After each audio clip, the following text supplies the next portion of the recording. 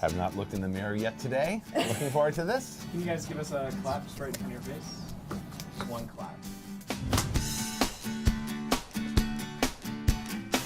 Basically, there were three parts of the process of making the Join Us album. There was the initial failure stage, there was the fruitful middle stage, and then there was the let's hurry up and finish this album stage. And during that final stage, there were some songs that remained incomplete. So that's how we created the companion album Raises New and Troubling Questions. You probably get that a lot.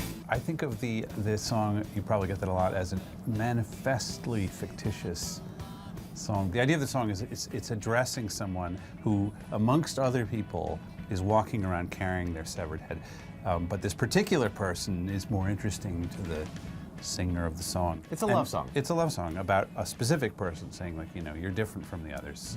We'll exhale, we'll high five, we'll know it lasts a great to be alive. When Will You Die? It started off as this funny idea of like imagining, you know, somebody who's so filled with hate that there's a whole song written about wondering when they'll die. And so the song, I mean, to be straightforward, it isn't actually about anybody, but I like the effect of it sort of seeming to be about somebody and therefore implying a kind of a mystery hated person.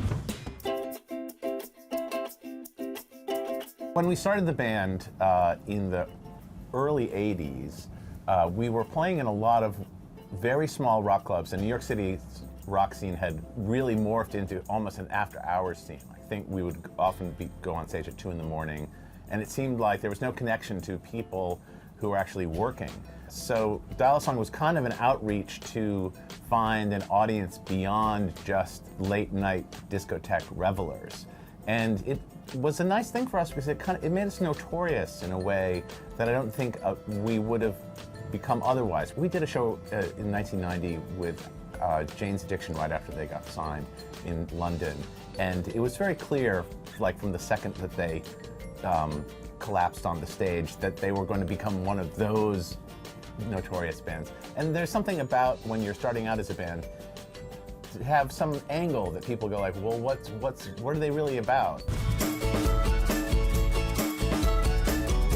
We really are always worrying about doing stuff that seems facile. We like unusual subjects, and we like to attack a subject that seems like it's not been written about.